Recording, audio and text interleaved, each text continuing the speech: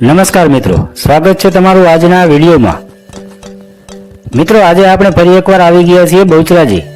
આજે આપણે દર્શન કરશું માં બહુચરના અને મંદિર સાથે જોડાયેલ ઇતિહાસ વિશે પણ ટૂંકમાં વાત કરશું અને આ મંદિરના ધાર્મિક મહાત્મ્ય વિશે પણ જાણશું અને એ પણ જોઈશું કે આ મંદિરમાં દર્શને આવતા શ્રદ્ધાળુઓ માટે શું સુવિધા છે।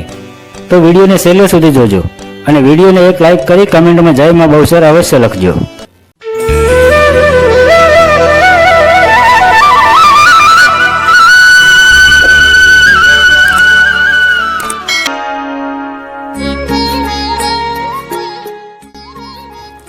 મુખ્ય મંદિરના પ્રવેશદ્વારની એક બાજુ ગણપતિ મહારાજ અને બીજી બાજુ નારસંગા વીર દાદાનું મંદિર આવેલ છે। મુખ્ય મંદિરની સામે ભગવાન શિવનું પણ મંદિર આવેલ છે। અને મિત્રો, આ છે વલ્લભ ભટ્ટનું આદ્ય સ્થાન, જ્યાં બેસીને તેમણે માતાજીની આરાધના કરી હતી અને આનંદના ગરબાની રચના પણ કરી હતી।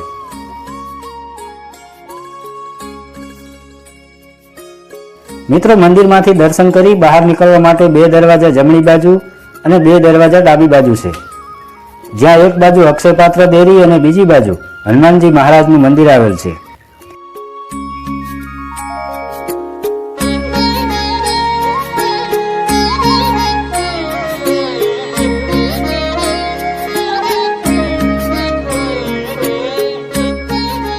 માતાજીના મુખ્ય મંદિરની પાછળના ભાગમાં એક વરખડીનું ઝાડ આવેલું છે, જે 5000 વર્ષથી પણ વધારે જૂનું છે અને માતાજી આ વરખડીના ઝાડની નીચે બિરાજમાન છે। સાથે અહીંયા એક નાગ દેવતાનું પણ મંદિર આવેલ છે। અને મિત્રો, આ છે ભેટ કેન્દ્ર, જ્યાં માતાજીને અલગ અલગ ભેટ ચડાવવા માટે રકમ ભરીને પાકી પહોંચ લઈ શકો છો।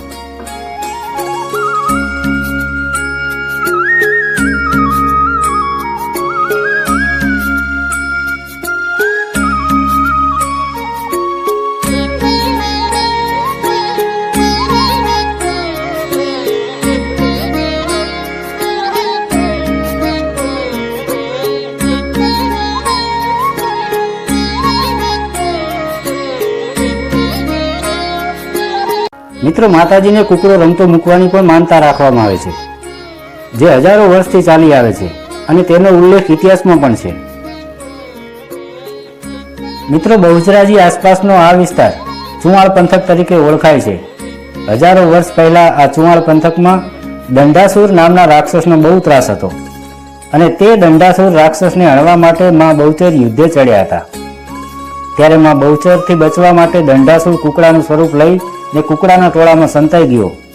ત્યારે માતાજીએ પોતાના કપાળમાંથી કંકુ લઈ કુકડાના ટોળા ઉપર છાંટ્યું, તેથી તમામ કુકડા રંગબેરંગી થઈ ગયા અને દંડાસુર તેના અસલી સ્વરૂપમાં આવી ગયો। ત્યારે માતાજીએ તેનો વધ કર્યો। ત્યારબાદ તમામ કુકડાઓએ માતાજીને આજીજી કરી ને કહ્યું કે દંડાસુરે અમારી જાતિને અભડાવી છે, હવે અમને કોણ સ્વીકારશે? ત્યારે માતાજીએ કહ્યું કે હું તમારા ઉપર અસવાર થઈશ અને તમે મારું વાહન બનશો। ત્યારથી માતાજી બાળા સ્વરૂપ બહુચર કુકડા પર સવાર થયા, એટલે કુકડા માતાજીના પ્રિય બન્યા। તેથી જ ભક્તો આજે પણ માતાજીને રીઝવવા માટે તેમનું પ્રિય વાહન કુકડાને માતાજીના મંદિરે રમતા મૂકે છે અને માતાજીની કૃપા મેળવે છે। વર્ષો પહેલા જ્યારે અલાઉદ્દીન ખિલજીના સૈનિકો અહીં આવેલા અને મંદિરના પટાંગણમાં રમતા મૂકેલા માતાજીના કુકડા મારીને ખાઈ ગયા, તેમાંથી એક કુકડો બચી ગયો અને જ્યારે સવાર પડ્યું ત્યારે તે કુકડો બોલ્યો અને ખિલજીના સૈનિકો જે કુકડા ખાઈ ગયા હતા તે પણ પેટમાં બોલ્યા અને મુગલોના પેટ ફાડી અને તે કુકડા જીવતા બહાર નીકળ્યા। મિત્રો, આ મંદિરનું બાંધકામ 1839માં માનાજી રાવ ગાયકવાડે કરાવ્યું હતું। અહીંયા દર પૂનમે રાત્રે 9 વાગે માતાજીની પાલખી યાત્રા નીકળે છે, જે નિજ મંદિરેથી નીકળી આખા શહેરમાં ફરી મંદિરે પાછી ફરે છે। આમ તો અહીંયા દરરોજ હજારો ભક્તો માના દર્શને આવે છે, પરંતુ દર પૂનમે ભક્તોની સંખ્યા વધારે હોય છે અને ચૈત્ર મહિનાની પૂનમે મોટો મેળો ભરાય છે।